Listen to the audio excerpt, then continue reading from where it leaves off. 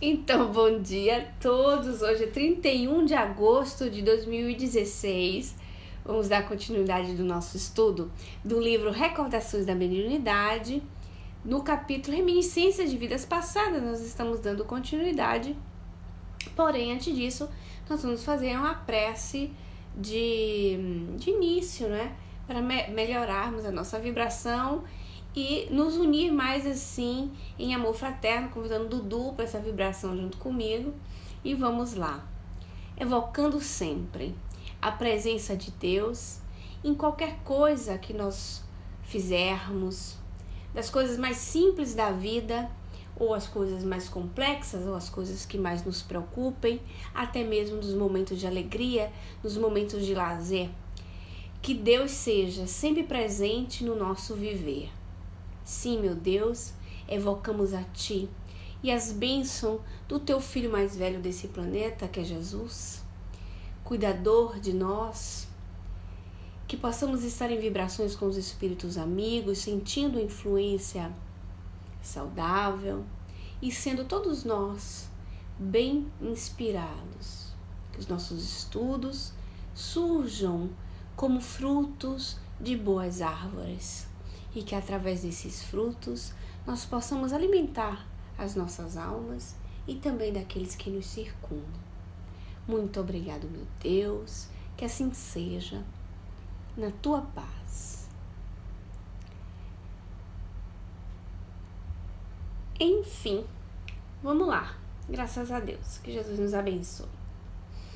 Gente, então, continuando, né, o nosso trabalho da semana passada, sobre as experiências da Dona Ivone, evocando também a presença dela, né, a lembrança dela espiritual de onde ela estiver, que ela se sinta chamada, que ela se sinta acariciada, que ela se sinta envolvida pelo nosso reconhecimento e gratidão, seja da minha parte, seja da parte dos espíritos que trabalham o estudo através da experiência dela e a nós, né, a todos vocês também.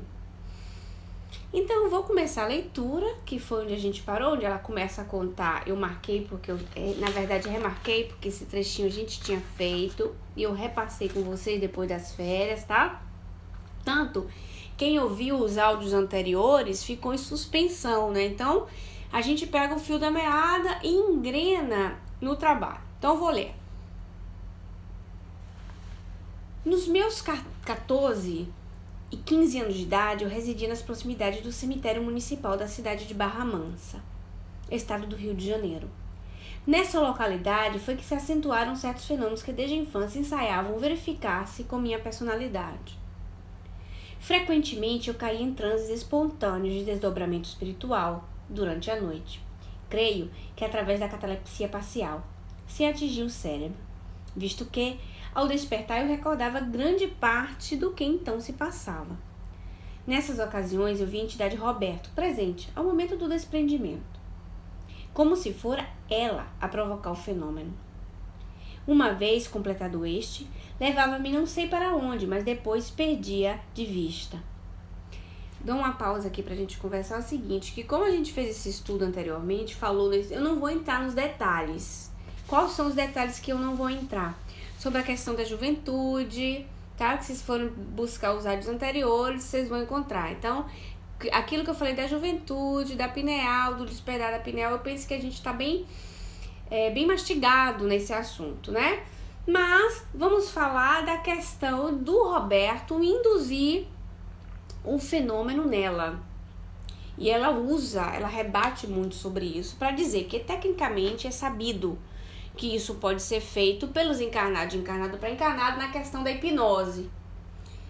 Então, existe esse comando, né, vamos dizer assim, sobre a pessoa, com os próprios, ela diz assim, que estudiosos fizeram grandes pesquisas, se colocavam os sujeitos, que é os cientistas, com sonâmbulos, né, nós temos hoje também espetáculos, as pessoas fazem televisão, o pessoal que trabalha com hipnose, aí coloca a pessoa sob esses comandos. Imaginem no caso de espírito coencarnado. Então, é um fenômeno, vamos dizer assim, conhecido. Esse é um fenômeno comum, corriqueiro, mas não tanto. Mas tá bom, é um fenômeno conhecido. Então eram revividos para mim e os via novamente com intensidade grandes trechos do drama por mim provocado em minha anterior existência. Os meus erros, as amargas consequências deles para aqueles mesmos a quem eu mais amava. Minha própria felicidade destruída, a morte dele, Roberto, e de uma criança regulando 6 ou 7 anos de idade, mortes pelas quais eu me sentia responsável, etc. Eu novamente me senti então presa do remorso que infelicitou a minha consciência. E como louca, percorri as dependências da casa em que habitei nessa passada existência, agitada por crises de desespero inconsolável. Móveis lindos, quadros a óleo, tapetes, espelhos, reposteiros, etc, etc. A escada de serviço com o balcão em obra de talha de que eu tanto me lembrava em criança. A carruagem igualmente lembrada. O parque rodeando a habitação e até a rua onde situava o casarão senhorial. Tudo eu revia. Habitava novamente o mesmo lar antigo que fora meu. Aquele lar do qual tantas e tão desesperadoras saudades eu sentia na infância. Enquanto a sequência das ocorrências prosseguia, como se extraída por outrem na minha consciência, profunda, até me conduzia a um campo santo. Campo santo é o cemitério, né? Onde eu procurava um túmulo por entre lágrimas de desespero, coberto de luto e com véus negros na cabeça, acompanhado de meu pai, ou seja, o próprio Charles. Que túmulo, porém, seria esse? Então, durante os transes, eu sabia que se tratava do túmulo dele próprio, Roberto, o túmulo da criança de 6 anos, talvez o mesmo onde eu própria fora sepultada. Era um grande jazido, redilhado em mármore, túmulo rico, apresentando excesso de detalhes ornamentais, o que me fazia considerá-lo de mau gosto, rodeado por uma grade de ferro. Entrava-se por um pequenino portão para se atingir o monumento. Havia inscrições e até versos no mármore, não só sobre a lousa principal, como nos laterais. Eu me debruçava sobre ele, em espírito, relia os versos e chorava em desespero. Então agora a gente vai conversar. Eu acho interessante que quando a gente repete, outras coisas saem, né? Que talvez passaram batido, e eu conto com a participação de vocês pra gente conversar. O que foi que vocês notaram assim que saltou aos olhos de cada um? Vamos lá. Enquanto eu espero que vocês escrevam aí no texto, a gente vai comentando aqui alguma coisa. Que ela revivia cenas do passado. Observe que Roberto tirava ela do corpo, levava ela pro cemitério, que era um cemitério ali em Barra Mansa, tá bom? Cidade do Rio de Janeiro. Dudu é do Rio de Janeiro, conhece a cidade de Barra Mansa. Só que ela se via depois, é como se ela tivesse se interiorizado e vivenciasse cenas do passado, como se ela entrasse num filme, num filmezinho da própria vida dela. Essas histórias, esses filmes, essas coisas nos quais nós vivemos, nós podemos realmente presenciar através da rememorização do passado espontânea. Então, nem sempre nós vamos lembrar cenas do passado fazendo regressão de memória ou terapia de vidas passadas. Mas bem sim, muitas vezes no sono, dormindo. É como se a gente navegasse para dentro. Então, é uma experiência intrapsíquica, não é? Porque você está revivendo cenas que o pessoal ali, Roberto, o Charles, ficavam como fustigando, instigando ela para que ela buscasse aquelas lembranças que mexeriam com ela ao ponto de sustentá-la na dor, a sua nova encarnação, para que ela não caísse. Para que ela não caísse. É muito doloroso. A gente olhando assim, fica assim morrendo de dó dela, né? Mas era necessário para ela. E ela era grata a isso. Ela era grata a esse tipo de situação na qual se via envolvida. Então, o que é que eu queria dizer para vocês? O fenômeno no que estava ocorrendo, tá? E a presença que ela via ali do jazido, repare, do marido e da criança, sua filha. O que ocorreu para o sofrimento dela? O capítulo se chama Reminiscências de Vidas Passadas, certo? Vamos lembrando que o próprio Charles, Diz aquela frase: não deixarei que esqueças certos episódios por ti vividos na anterior existência, porque será o único meio de te fazer refletir para a emenda definitiva.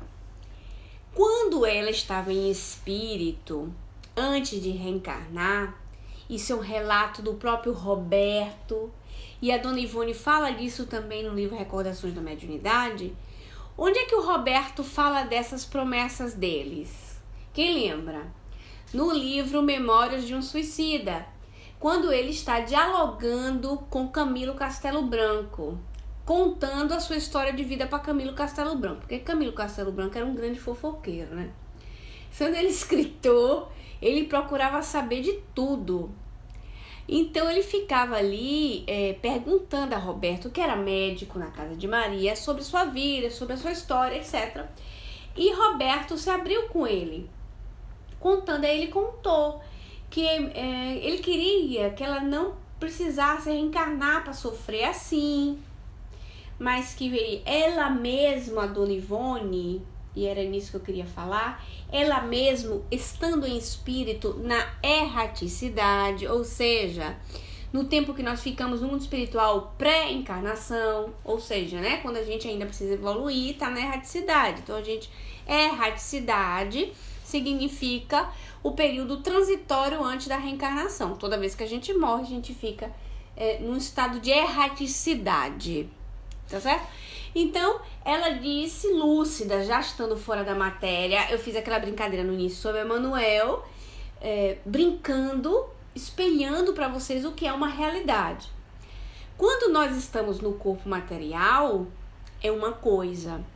Quando nós estamos no mundo espiritual, é outra. Quem sabe me dizer o porquê? Por quê? Porque a nossa visão se amplia, né, Eliana, né, Mara? A nossa visão se amplia, se dilata, e como espíritos fora da matéria, a gente tem uma avaliação muito mais profunda do nosso ser. Por quê? Porque nós não passamos pelas necessidades materiais, biológicas, que o corpo nos impõe. Então, tá desencarnado, tendo uma visão de espírito é uma coisa. Tá encarnado, muda de figura, né? Então, ela já tinha prometido, porque ela desejava essa encarnação difícil, ela pediu, porque ela disse que não poderia viver com esse remorso, então ela pediu para ressarcir as leis, através da própria dor, certo? Então, o que aconteceu com a Dona Ivone, nesse inteirinho dela ressarcir através da própria dor? Encarnada, morando no corpo físico, ela foi lembrada abertamente do seu passado, não é assim? Porque outros tantos têm flashes, intuições.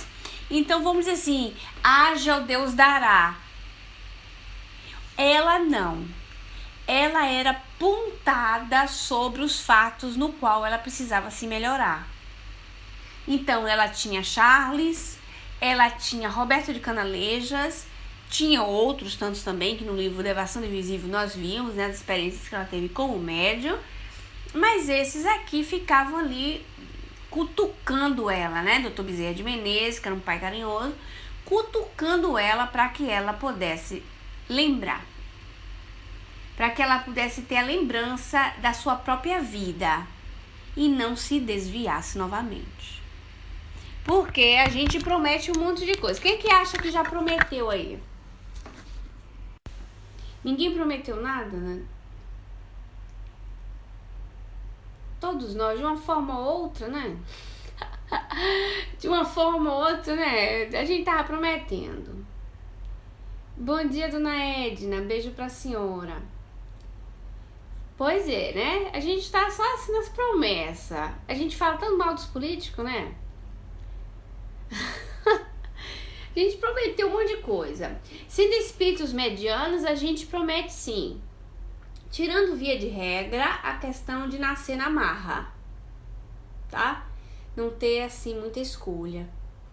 Aí acontece. É o que nós chamamos, em linguagem do movimento espírita, reencarnação compulsória, certo? Mas é um tema apoiado no próprio Livro dos Espíritos. O Dudu disse, eu barganhei, não prometi. Ah, é? Você que acha? Dona Edna, a gente tá... não sei se a edição da senhora é a mesma minha, mas na minha página aqui ela é a 60 e eu vou começar a leitura do parágrafo.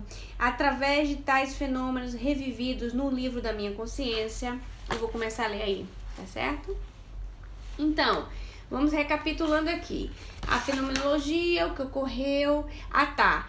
E a consciência dela, sofredora, para ela ficar enlouquecida, correndo pelo cemitério. Aquele cemitério que ela estava percorrendo era um cemitério em Portugal. O que ela corria. Mas ela estava materialmente no cemitério de Barra Mansa. Como é isso? Né? Então é curioso, porque ela estava fazendo como se fosse uma viagem intrapsíquica. Ela via mesmo a lápide, os versos, ela chorava, o remorso. Sim, aí eu ia contar pra vocês o seguinte, que pra quem não sabe, nessa encarnação que Charles diz pra ela que não ia fazer com que ela esquecesse, ela era casada com Roberto, tinha uma filhinha, o pai dela era Charles, certo? Era um homem que já era espírita, ou seja, Charles já conhecia o espírito espírita, certo? Porque tem muito espírito que era católico. Mas Charles era um espírito espírita, por quê? Porque encarnado ele já tinha tido contato com a terceira revelação, tá certo? Ou seja, ele conheceu Kardec mesmo, na Sociedade Espírita Parisiense. E ele era pai de Dona Ivone, tá? E pelo que me consta, que eu entendo ali, a Dona Ivone em espírito, antes de ser Dona Ivone, antes de falir pela essa penúltima vez, ela ainda se comunicou numa mesa, numa reunião mediúnica, com a presidência do próprio Kardec. Não é pouco, né, gente? Vocês acham pouco? Não é pouco não, né?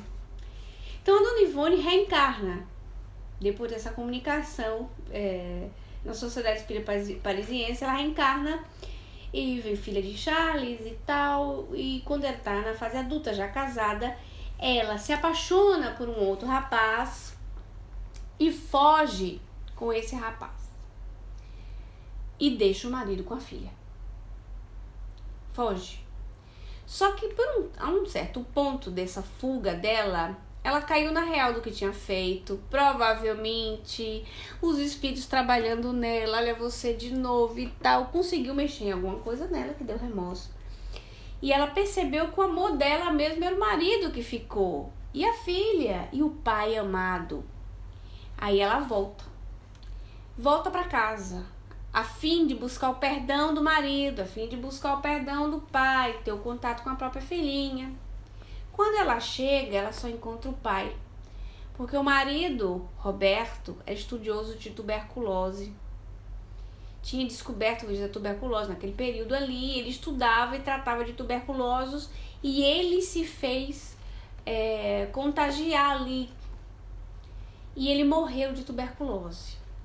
A menina, eu não me lembro como foi a história, a menina desencarnou também. Sempre por morte assim natural, né? Que se matou, pai, nada disso. Morreu por morte natural. Quando ela chega, ela não encontra nem o marido nem a filha. Ela enlouquece. Ela enlouquece de remorso. Então, no desespero dela, ela planejou o suicídio. O pai suplicou que ela não fizesse besteira, né, que era Charles, se chamava com outro nome, né, lógico, e suplica para ela a sua, né, ao menos respeite a minha pessoa, que eu estou aqui, coisa assim, daí tem tempo de você se regenerar. Ela é novinha, mas mesmo assim ela organiza uma carruagem, tudo, premeditadamente, e se joga num despenhadeiro, certo? Se joga de um despenhadeiro e é suicida declarada, porque ela sabia do que estava fazendo, ela teve tempo de planejar. Então não era nem um suicídio induzido por uma obsessão, por exemplo, como acontece. Mas esse dela, né, infelizmente esse fato que aconteceu com ela, lá no desespero ali, foi planejando, na culpa que devia estar corroendo ela devia se achar não digna mais de viver, já que o marido e a filha não estavam mais no mundo, enfim. E Charles se sente muito chateado com isso, porque ela não o escutou. Ele viveu até velho e morrer magoado, porque a filha do seu coração, a filha que ele tanto amava, não escutou os seus conselhos. Então, como espírito, ele era muito severo com ela. Já que ela não escutou os seus conselhos, ele ia bater na tecla, no juízo dela, até ela escutar. E graças a Deus e a boa vontade dela, porque ela nasceu, né, vamos dizer assim, com aquela disposição de lutar, de combater a si mesma. E é uma heroína silenciosa porque ela venceu a si mesma. A Dona Ivone venceu a si. E vencer a si mesmo é uma vitória, não é? De preencher as lódes dos céus. Que não é fácil, né? E apesar de toda essa história triste, veja que ela sai como vitoriosa. Então ela fala do jazido, ela tem outra coisa. O desdobramento dela, que é o que eu vou concluir esse trechinho que ele tá falando, o desdobramento dela é extremamente lúcido, porque ela estava hoje, como termos atuais, em projeção astral. Mais fácil, né, para entender. Dona Ivone tinha um fenômeno de desdobramento tão profundo que ela era uma projetora astral. Ela voltava para o corpo e lembrava de tudo, com assistência dos bons espíritos, né? Então, nem todo projetor astral e nem todo médium tem elevação moral, tá certo? Porque é um fenômeno que pode acontecer com qualquer um. Isso vai depender das companhias espirituais do indivíduo. Então, vamos começar aqui, onde eu dar continuidade. Através de tais fenômenos revividos no livro da minha consciência, fui informada de que minha existência anterior à presente verificou-se na Espanha, que fui educada na França, mas que o meu suicídio ocorreu em Portugal. O túmulo por mim visitado durante os transes espaciais da catalepsia, o que quer que seja, era portanto em Lisboa. E tão familiar era para mim tudo aquilo, que não tenho dúvida de que se não fosse dado visitar aquela cidade, não só reconheceria o túmulo no caso que ele ali ainda existia, como também o cemitério de suas imediações. Se ela fosse pessoalmente, ela saberia perfeitamente tudo onde estava, de tão real que era o fenômeno para ela. No entanto, é possível que a ação do progresso tivesse alterado de muito o panorama por minha entrevista, então. Revendo em nós mesmos o passado que vivemos, as paisagens se apresentam tais como eram na época em que as conhecemos e não como são na atualidade. Hoje, portanto, aquele cemitério e suas imediações estarão alterados, pois, da ocasião que os conheci no momento presente, medeia mais de um século. Mesmo assim, ambos se acham tão decalcados em minhas lembranças que não me assaltam dúvidas de que os reconheceria se visitasse Lisboa, visto que durante toda a minha juventude e mocidade visitei-os em corpo espiritual, além de revê-los extraídos da minha própria consciência num fenômeno psíquico de significativa importância. Então, sobre o fenômeno psíquico, a gente já tinha falado anteriormente, né? Bem-vinda, Márcia. O meu negocinho aqui do Pautoque não tá me avisando quem entra e quem sai, gente. Não notei, eu tenho que ativar isso, sabia? Deixa eu fazer. Que eu não vejo vocês que entram e saem. Que aí eu não dou bem-vindo pra vocês. Ok. Bom dia, Massinha. Beijo pra você. Ora, conforme a exposição já referida, dos 14 e 15 anos de idade, eu residia nas proximidades do cemitério municipal, na cidade fluminense de Barra Mansa. Aprazia-me então passar as tardes entre os túmulos e quase diariamente me dirigia àquele campo santo a título de passeio, a fim de ler na tranquilidade aprazível do local sagrado. Ela ia passear no cemitério, ela gostava mesmo, ela se sentia bem, ela ia ler, quase diariamente ela ia. E ela adorava aquele ambiente tranquilo do cemitério. Eu tenho que dizer para vocês que ler Devassando o Invisível, bem-vindo Newton Eugênio, Lendo Devassando Invisível, lendo Recordações da Mediunidade, das primeiras vezes, né? Que eu li, engraçado que parecia que muita coisa que ela tinha vivido também. Porque até essa coisa do cemitério eu também fazia. Curioso. Então, nessa mesma idade, eu devia ter exatamente 14, 15 anos de idade. 15 anos completo eu tinha. Não tinha 14 não, já tinha 15. Então eu passava da escola, ia no cemitério, que era caminho. E eu gostava de passear no cemitério, eu gostava de ficar ali, refletindo, vai saber o quê, e lendo. Adorava a calma do cemitério, tá bom. Aí, tá eu lá um dia, assim, meio-dia, mais ou menos, que eu tinha uma aula livre, não me lembro o que foi. Tá eu lá novamente no cemitério, sentadinha assim num túmulo. Ai, assim, pensando na vida, sentindo aquela paz. Aí ouço claramente uma pessoa chorando. Chorando de soluçar mesmo.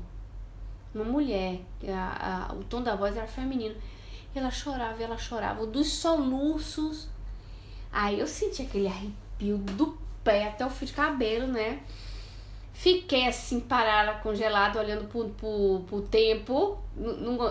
Olhava pro lado, pro outro, assim, pela beirada dos olhos, não via nada. Só o choro. Aí eu entendi que ela estava sofrendo. Na verdade, todas essas experiências da minha vida servem hoje pra mim. Entendeu? Então eu me sinto assim muito preparada pela espiritualidade por tudo aquilo que vivi na prática também. Então eu fiquei na minha assim e comecei a orar pra ela. E fiz uma prece assim bem fervorosa, sabe?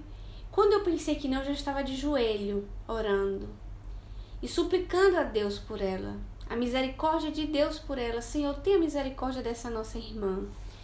E orei por ela. Então o choro, que era choro assim compulsivo mesmo, de soluço, eu via exatamente ela fazer assim, ó. Quando ela ia sentindo, sabe quando a pessoa vai engolindo o choro, vai se acalmando? Ela ia engolindo aquele choro, ela ia se acalmando. Aí, não, André, não. Eu sempre fui espírita. Desde sempre, tá? E sempre lidei com essas situações assim na minha vida, na prática, vamos dizer, o espiritismo experimental, tá? Mas de qualquer jeito, em outras situações da minha vida tive, né? Quando era criança, tá bom. Então aí eu fiz aquela, foi se consolando. Mas eu fiquei como se fosse num semitranse, porque era pra sair correndo, né? Sei lá, ou eu tive um segundo ali de lucidez espiritual antiga, vai saber. Eu sei que eu fiz isso, ela foi, se acalmou. Aí me levantei, peguei minha mochila, olhei na direção de onde eu vi o choro, falei, minha irmã, eu vou me embora, que Jesus te abençoe. E fui embora. Nunca mais fui pra dentro do cemitério refletir, acabou. Nunca mais neguinha foi passear em cemitério. Nunca mais, parei com isso. Ajudei ali na hora, mas parei com isso. Mas eu frequentava mesmo o cemitério, frequentava mesmo. E com respeito, viu? Porque eu conheço assim minhas tias, minha mãe que iam pra ficar com os amigos, eu ia até namorar. O povo dos anos 60 ia namorar em cemitério, dar beijo em boca, sentado em túmulo. Aí comecei a fizeram a cara de pau. Mas eu não, eu ia mesmo com a postura de um respeito assim enorme, já devia intuir tudo, né? E orar ali por eles. E foi a primeira vez que eu tive assim, uma audiência, uma clareaudiência assim, tão óbvia, porque eu tinha a sensação mesmo de estar ouvindo com as orelhas, com os ouvidos. Pois é. Então a minha experiência com o cemitério é essa aí, muito parecida com essa que eu vou continuar conversando com vocês. E eu tenho um respeito assim muito profundo, tá? Com os desencarnados em si, seja eles quem sejam, seja eles que se enquadrem em qualquer fileira da evolução, certo? Então, do mesmo jeito que eu posso ter uma postura severa e séria, nem por-me com eles, eu vou ter um respeito profundo às dores deles, um respeito assim profundo ao nível de conhecimento de cada um. E isso me dá uma paz espiritual muito grande, sabe? E não me dá medo. Se eu sinto algo, Andréa, eu sinto compaixão, tá? Eu sinto amor por aquilo que eu tô fazendo. Não é que eu sinto com alguém, por exemplo, que tá falando pra mim ali na hora, ou que eu tô atraindo alguém. Na verdade, a gente atrai todo mundo toda hora, até do supermercado. Certo? Se tiver que atrair, a gente atrai. Independente de ser o cemitério. Lógico que se evita esses passeios. Pra quê, né? Porque quem tem uma sensibilidade a mais ou menos, não sabe lidar com a situação, então vamos evitar. Porque isso vai de pessoa para pessoa. E a postura, mas eu não passo indiferente. Então, através desse meu próprio comportamento, eu sei de conquistar amizades de espíritos comuns. Porque eles sabem do meu respeito que eu tenho por eles, pela maior dor que eles tiverem. Porque do mesmo jeito que podem estar apegados a um corpo, ali dentro vão ter as mães que vão visitar seus filhos. E que elas acreditam que eles estão ali. Então eu jogo luz para eles. Eu os abençoo sim, porque é o que eu desejaria para mim se eu estivesse passando por aquele mesmo problema. Tá? Então, não vamos falar mais de mim. Vamos continuar aqui a questão da Dona Ivone. Ora, conforme a exposição já referida dos 14 anos e 15 anos da minha idade, eu residia nas proximidades do cemitério municipal, na cidade fluminense de Barra Mansa.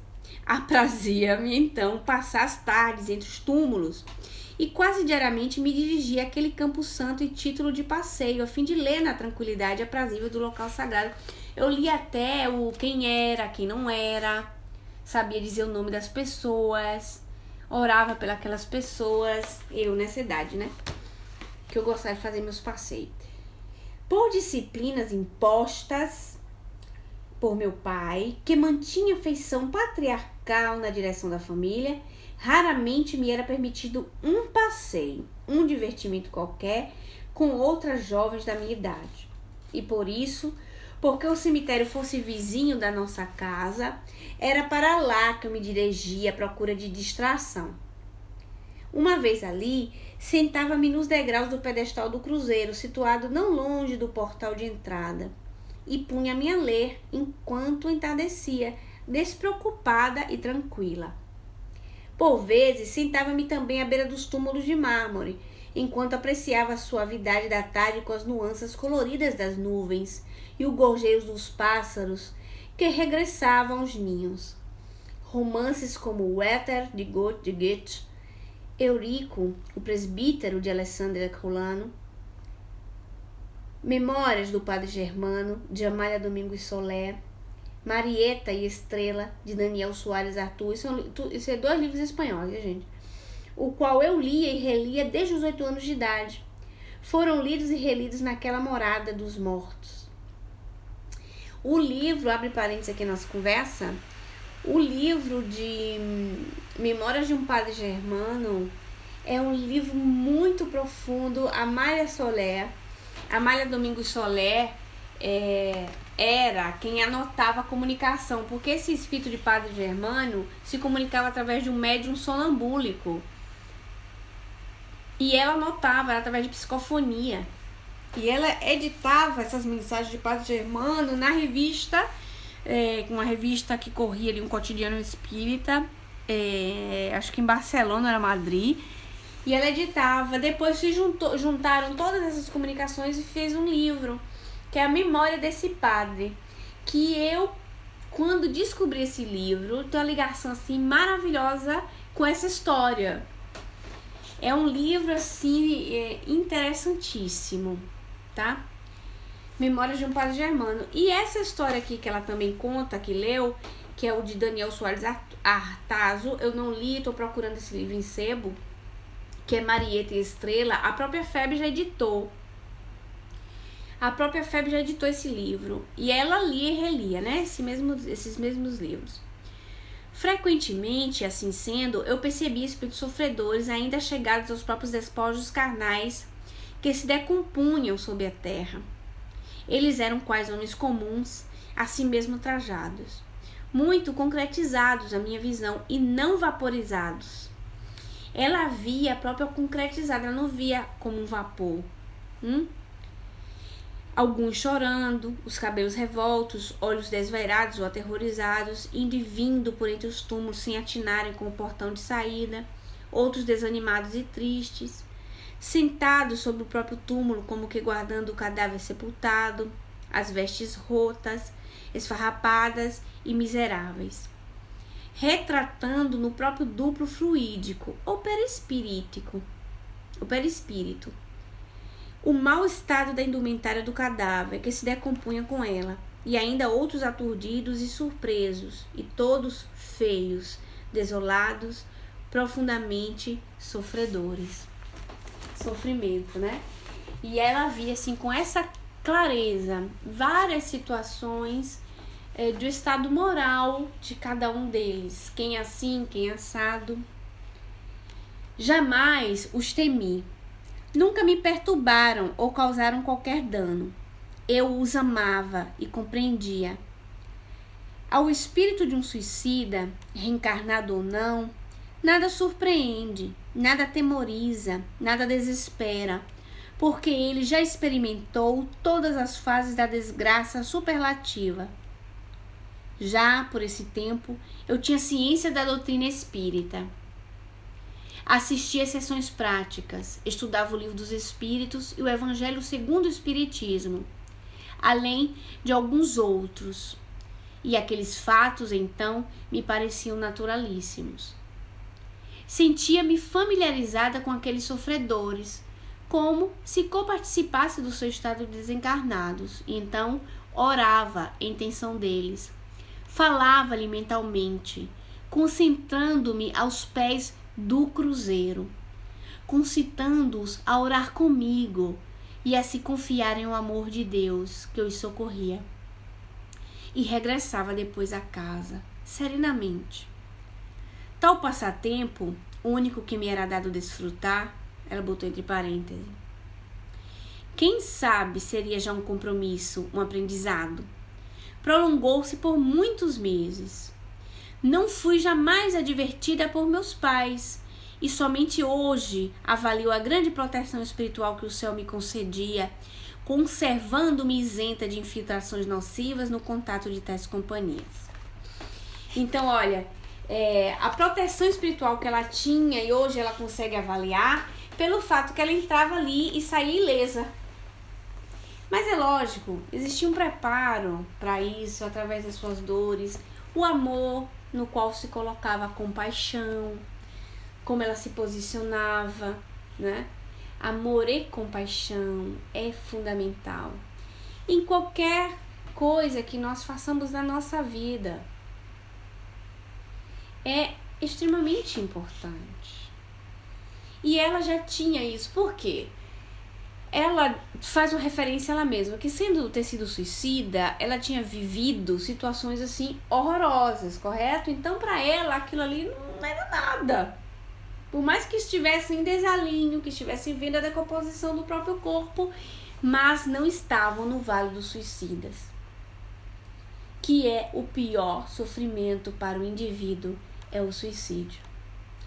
Então é como se ela tivesse calejada e servia de preparação, sim, eu tenho certeza que serve de preparação. Porque você sofre influência oculta, claro que sofre.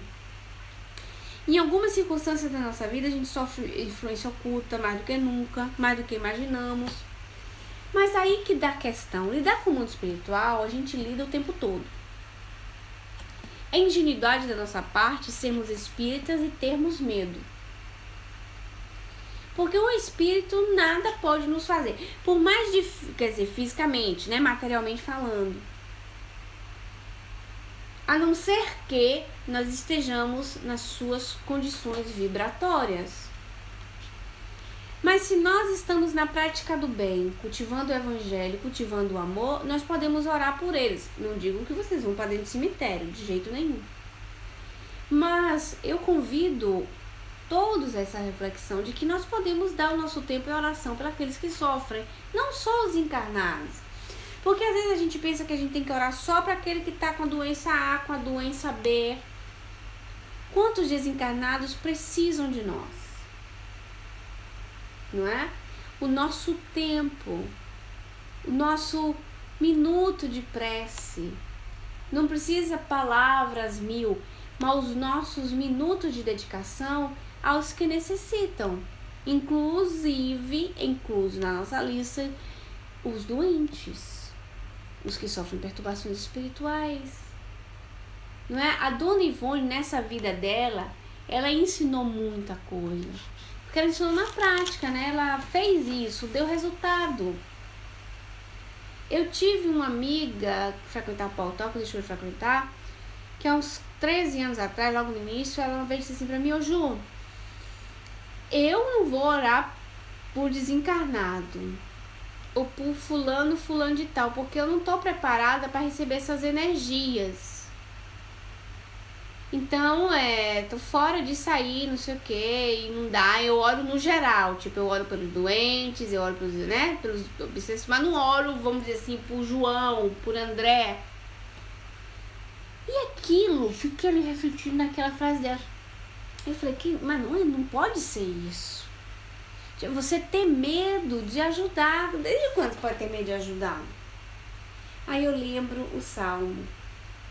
Mesmo que eu ande no vale da sombra da morte, eu não temerei mal algum, porque o Senhor está comigo, a tua vara e o teu cajado me consolam. É a fé da fidelidade com Deus, da confiança. Eu confio em Deus. Mas para eu confiar em Deus, eu tenho que compreender por que eu tenho que confiar em Deus. Então eu tenho que entender as leis de Deus, as leis morais de Deus. E o Espiritismo veio justamente para isso, para nos esclarecer, fazendo com que a gente compreenda o porquê que eu tenho que ter fidelidade a Deus e confiança em Deus. Porque quando eu passo a responder a minha própria razão, entendi. Por isso, quando você diz para uma criança, lava as mãos sempre quando chegar da rua, quando pegar em coisa suja ou quando for no banheiro, porque é higiênico. Hoje as crianças dizem, por que é higiênico? Por que eu tenho que lavar a mão? Por quê? É chato ficar lavando a mão. Então você diz para ela, a gente vai lavar a mão porque tem os micróbios, os micro-organismos, as bactérias, os vírus. E lavando-os, nós vamos estar mais protegidos de doenças. É limpeza contigo mesmo e com os outros. E hoje a gente tem material para demonstrar isso, não tem? Desenho aqui o que é, a gente não vê com o olho. Então, didaticamente, você esclarece, a criança recebe aquela informação e ela aceita com mais facilidade que aquilo é um fato. Quando nós esclarecemos as pessoas através da doutrina espírita, nós possibilitamos a elas, nós vamos dar, conhecereis a verdade vos libertará, exatamente. A possibilidade da pessoa libertar-se e como a Dona Ivone libertar-se do seu maior inimigo, que é você mesmo, que é a ignorância que você tem. Você sai da ignorância. E não tem complemento melhor para a nossa vitória espiritual do que sair da ignorância, conhecer os mecanismos de crescimento e buscar isso na própria evolução. Mas o nosso tempo já chegou. A gente conclui o estudo de hoje agradecendo a vocês o carinho, a participação, tá certo? Aqui comigo, tá? Cada um. Vou marcar aqui e semana que vem a gente continua.